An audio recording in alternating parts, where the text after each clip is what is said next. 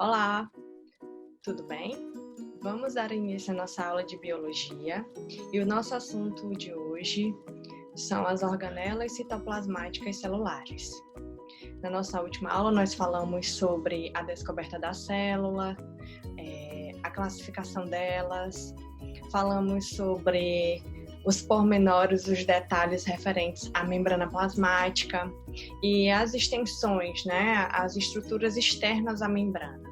Hoje nós vamos nos atentar à identificação das partes e das respectivas funções das estruturas que estão dentro de uma célula. Então eu vou compartilhar minha tela com vocês para a gente iniciar. Então vamos continuar a tratar sobre a biologia celular, e vamos falar sobre o citoplasma. Então, de uma maneira bem simples, para que a gente possa entender o que é o citoplasma.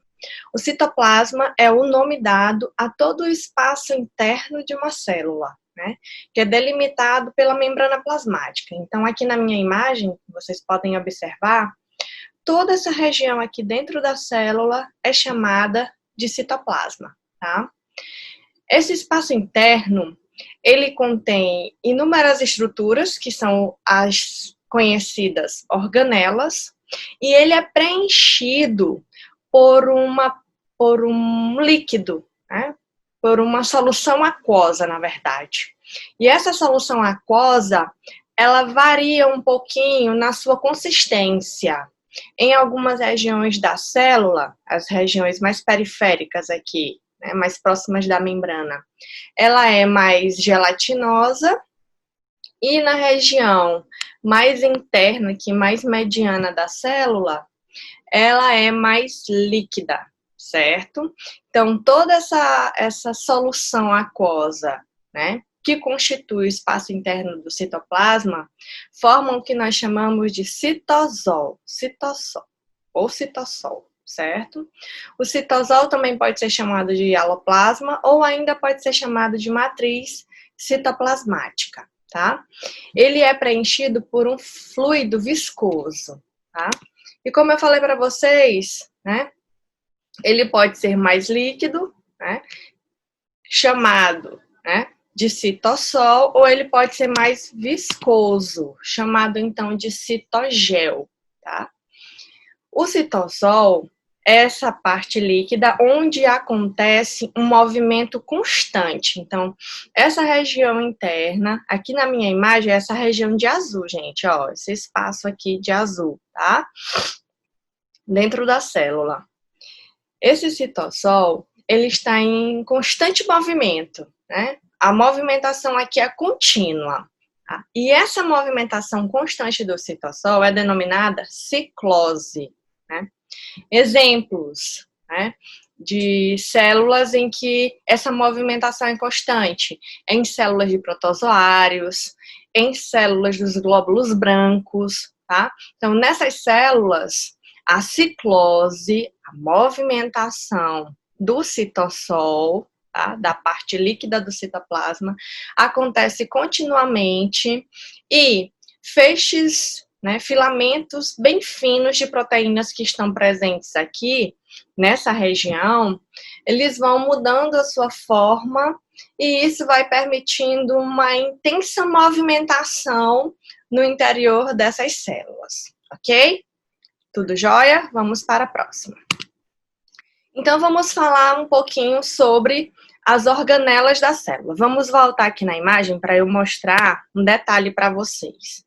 Como eu falei, toda essa parte azul aqui, destacada de azul interna, é a parte fluida do citoplasma que constitui o citossol. Mergulhado nessa matriz citoplasmática, nós encontramos diversas estruturas, como vocês podem ver aqui no detalhe da imagem. Essas estruturas, a grande maioria delas são estruturas funcionais, são estruturas que trabalham em conjunto para que a célula possa funcionar corretamente. Elas têm uma localização específica, um formato específico, um nome específico e uma função agregada. Todas elas trabalhando ao mesmo tempo para que a célula possa funcionar a contento, tá? Essas estruturas, elas são denominadas de um modo geral de organelas citoplasmáticas. Algumas envolvidas por membranas, né, membranas internas semelhantes na composição à membrana plasmática celular, e outras não envolvidas por membranas, tá? Então, nós chamamos de organelas membranosas e organelas não membranosas, tá bom? Então, vamos conhecer algumas dessas organelas. A primeira organela que nós vamos identificar chama-se retículo endoplasmático, que é toda essa região que eu estou apontando aqui com a setinha para vocês, ó. O retículo endoplasmático é uma organela envolta por membrana, certo? Que fica localizada próximo ao núcleo celular, ok? As organelas, gente, a grande maioria delas, as organelas, elas estão presentes nas células eucarióticas. As células procarióticas, como eu havia dito na nossa aula passada, elas são células mais simples e que não contam com a presença das organelas no seu citoplasma, tá? Elas só possuem a membrana plasmática, membranas internas envolvendo e delimitando, constituindo estruturas, não existem, tá bom? Então, as organelas citoplasmáticas, elas são características das células eucarióticas, tá? Então, o retículo endoplasmático, ele é formado por uma rede de bolsas achatadas, como vocês podem ver aqui pelo movimento da minha seta, e por tubos membranosos, a porção final aqui, ó, tubos membranosos e que estão todos interligados. Essa estrutura, gente, ela divide-se em duas partes. A primeira, né, mais próxima da membrana do núcleo, que é chamado, né, de retículo endoplasmático rugoso. Possui esse nome porque ele apresenta na sua superfície essas bolinhas, estão vendo? Que são os chamados ribossomos, né, que confere à estrutura esse aspecto granular. Por isso que ele é chamado de retículo endoplasmático rugoso. E a porção final do retículo, né, como não possui os ribossomos aderidos, ele é chamado de retículo endoplasmático liso. Tá? As funções, essa estrutura possui várias funções. Eu destaquei algumas para vocês. Com relação ao retículo rugoso, a principal delas é a produção de proteínas, uma vez que eles possuem ribossomos aderidos à sua superfície. Os ribossomos representam o local de síntese das proteínas. Então, o retículo rugoso está envolvido com a síntese proteica, né? Ele auxilia na produção de proteínas que serão eliminadas da célula e vão atuar fora dela, né? Ou ainda atua na síntese de proteínas que irão fazer parte das membranas e também de certas organelas. No que diz respeito à função do retículo liso, o retículo liso, ele participa da síntese de ácidos graxos e também de fosfolipídios. Lembrando que os fosfolipídios são constituintes de onde? Da membrana plasmática celular, né? E a quantidade de retículo endoplasmático liso é bastante variável entre os tipos celulares. Não há uma quantidade fixa dessa estrutura em cada célula. A quantidade varia, tá? Por exemplo, em células do fígado, ele é abundante. Existe uma quantidade considerável dessa estrutura, né, do retículo endoplasmático liso, em células hepáticas, né, em células do fígado. E nessas células do fígado, ele é abundante e contém enzimas que modificam substâncias tóxicas. Então, ele produz, né, ele possui enzimas que vão degradar substâncias como álcool, né, como drogas, agrotóxicos. Né? Então, é uma estrutura extremamente importante para a eliminação de compostos tóxicos. Outra estrutura presente no citoplasma dos eucariontes é denominado de complexo de Golgi, essa estrutura que vocês podem ver aqui na minha imagem. O complexo de Golgi é constituído por uma série de sacos membranosos achatados e empilhados, ok? E essa estrutura, ela é responsável pela separação, pelo empacotamento, pelo endereçamento e pela exportação de substâncias, oriundas de onde? Do retículo endoplasmático, ok? Então, ele atua diretamente, né?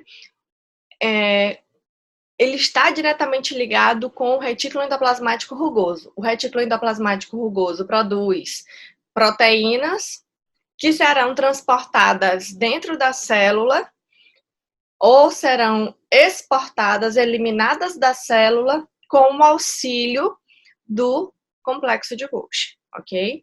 É como se a gente for comparar ele com uma estrutura, uma instituição externa, a gente comparar ele com um correio, né?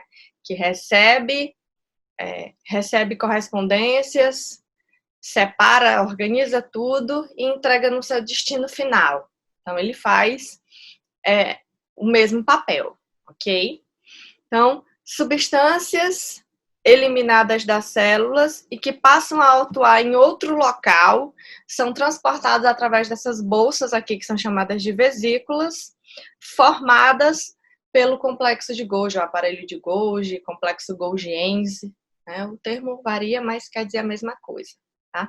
Um exemplo, o muco, que lubrifica as superfícies internas do corpo humano. Ele é transportado e eliminado da célula através dessa estrutura denominada complexo de Golgi.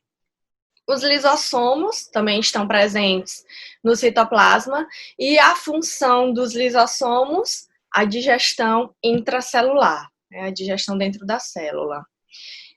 Vale destacar que o lisossomo ele é produzido a partir do complexo de Golgi. Então, as vesículas do complexo de Golgi, possuindo enzimas digestivas, são liberadas no citoplasma, denominadas de lisossomos, e passam a atuar como estruturas que vão digerir, né? Digerir corpos estranhos, alimentos, ok? Então, esse é o papel dessa estrutura. Então, dentro de um lisossomo, como vocês podem acompanhar aqui na imagem, existem inúmeros tipos diferentes de enzimas digestivas, tá? Uma vez uma substância englobada e enviada para o interior de um lisossomo, ocorre, então, a formação de uma bolsa, né, de uma estrutura denominada vacúolo digestivo. Então, a fusão de um lisossomo com uma partícula ou com gotículas, e aí a gente tem que lembrar da nossa aula anterior, né, fagossomos ou pinossomos, constituem um vacúolo digestivo. Os produtos dessa digestão, se eles puderem ser aproveitados pela célula, eles vão ser liberados no citoplasma e a célula vai reaproveitá-los. Ou se são substâncias que precisam ser eliminadas da célula, eles vão ser transportados até a membrana plasmática, onde esse vacúolo se funde com a membrana plasmática e vai ser então expulso pelo processo chamado de exocitose, que vocês também podem conferir com mais detalhes o que significa na primeira parte da nossa aula de biologia celular. Beleza? Continuando. Então aqui, gente, essa imagem, ela demonstra o ciclo de ação de um lisossomo. Aqui, ó, uma partícula alimentar é inserida na célula por fagocitose, e a gente explica a fagocitose na primeira parte da aula de biologia celular. Vai lá dar uma conferida. Forma, então, dentro da célula uma vesícula, transportando a partícula. Essa estrutura, então, recebe o nome de fagossomo. Ele vai se unir ao lisossomo, oriundo do complexo de Golgi, e essa união vai formar, então, o vacúolo digestivo, tá? Também pode ser chamado de vacúolo heterogêneo, ok? Ou ainda, nós temos uma parte da célula que não está mais funcionando a contento, uma mitocôndria, por exemplo, e essa estrutura ela precisa, então, ser digerida. Ela vai ser consumida para que algumas partes possam ser reaproveitadas e aquilo que a célula não aproveita possa ser eliminado. Então, essa essa mitocôndria, essa organela que não está mais funcionando direito, ela vai ser enviada para um lisossomo, perdão, e vai constituir, então, o que nós chamamos de vacúolo autofágico, né? Que ele vai literalmente comer essa estrutura que não funciona mais corretamente, adequadamente, e os resíduos não absorvidos pela célula vão ser expulsos por exocitose, certo? A mesma coisa aqui do meu vacúolo digestivo. As substâncias tóxicas ou resultantes da digestão que não serão absorvidas vão ser eliminadas por exocitose da célula. Tudo certo? Vamos para o seguinte. Outra organela importante presente nas células eucarióticas denomina-se mitocôndria. Função da mitocôndria, falou em mitocôndria, a gente lembra automaticamente do processo de respiração celular. Próxima aula nós vamos falar mais detalhadamente sobre esses processos, tá? Hoje eu vou só apresentá-los para vocês, porque isso requer um pouco mais de tempo e de concentração também para os detalhes. Então, as mitocôndrias são representadas por essa estrutura que vocês podem ver aqui na minha imagem, tá? Responsável pela respiração celular. Então, nessa estrutura, moléculas orgânicas, como por exemplo, e preferencialmente a glicose, ela vai interagir com moléculas de oxigênio, né? Vai reagir com oxigênio e dessa reação ocorre a liberação de uma grande quantidade de energia, além da produção de dióxido de carbono e água.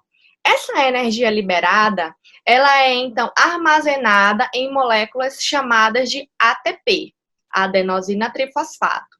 E quando uma célula precisa produzir proteínas, transportar uma substância, lembram do transporte ativo que a gente falou? Que requer o uso de energia? Essa energia vem da molécula de ATP, né? Então, quando uma célula precisa de energia, ela rompe as ligações da molécula de ATP e a energia que estava acumulada nessas ligações é então liberada, disponibilizada, a célula utiliza e faz aquilo que necessita naquele momento, ok? Então, a mitocôndria, ela tem duas camadas de membranas, uma que envolve a estrutura, né, e a outra interna preguiada. Dentro dela há uma parte líquida, como vocês podem ver aqui na imagem destacada de azul, e nesse líquido existem aqui inúmeras enzimas, tá? Essas enzimas, elas realizam uma série de reações químicas, que eu simplifiquei nessa reação aqui para vocês, e ao final de todo o processo ocorre a produção de ATP. Professora, todas as células produzem todas as mitocôndrias ou todas as células produzem a mesma quantidade de ATP? Não, a quantidade produzida varia. Isso vai ficar para a nossa próxima aula. Os plastos, né? Os plastos são orgânulos, né, ou grãos citoplasmáticos encontrados nas células das algas e nas células das plantas. E eles surgem a partir de pequenas bolsas incolores, que são chamadas de proplastos, tá? Então, uma pequena bolsa incolor, chamada de proplasto, pode originar plastos. Exemplos de plastos: o mais famoso, o mais conhecido e um dos mais importantes para as plantas e para as algas, os cloroplastos. Assim chamados porque eles armazenam clorofila, o pigmento que confere a cor esverdeada para a folha das plantas e que participa do processo da fotossíntese, tá? A gente também vai falar da fotossíntese em um outro momento, porque é um processo que envolve uma série de reações químicas cujo objetivo é produzir moléculas orgânicas. Essas moléculas orgânicas a planta utiliza para se nutrir. Por isso que elas são chamadas de seres autotróficos, né? Capazes de produzir o próprio alimento, através desse processo. Os cromoplastos são plastos que armazenam pigmentos vermelhos ou que podem armazenar pigmentos amarelos ou laranjas, né? E aí eles são responsáveis pela coloração de frutas, de frutos, de flores. E os leucoplastos São plastos incolores que acumulam amido. Quando eles acumulam amido excessivamente, eles passam a ser denominados de amiloplastos. Aqui um detalhe dos cloroplastos, gente. Assim como as mitocôndrias, eles têm duas camadas internas, né? Camadas que, na verdade, duas camadas de membranas, tá? Internas, né? A membrana mais externa, envolvendo todo o cloroplasto. A membrana mais interna, percebam que tem um espaço chamado de espaço intermembranar entre uma membrana e a outra, tá? Na parte interna do cloroplasto, gente, todo esse espaço interno é chamado de estroma, é como se fosse o citoplasma do cloroplasto, o estroma, tá? No estroma, dentro desse espaço, nós encontramos essas bolsas achatadas, que são chamadas de tilacoide, que ficam empilhadas uma sobre a outra. Esse empilhamento de tilacoides forma uma estrutura denominada grano. E um grano está conectado a outro por essa estrutura aqui chamada lamela, certo? O espaço aqui, o estroma ainda é preenchido por moléculas de DNA, por ribossomos, por grãos de amidos, por lipídios. Tá? Nos tilacoides, nós encontramos a clorofila, né? O pigmento que vai captar a luz solar e convertê-la em compostos orgânicos que, através de uma série de reações químicas, resulta no alimento do vegetal ou da alga. O citoesqueleto, né, é uma estrutura dinâmica e é responsável pelos movimentos celulares. Tá? É formado por uma complexa rede de tubos muito finos e de filamentos proteicos. E a função primordial do citoesqueleto é a sustentação da célula. O nome já diz, é como se fosse o esqueleto, a sustentação dela, da célula.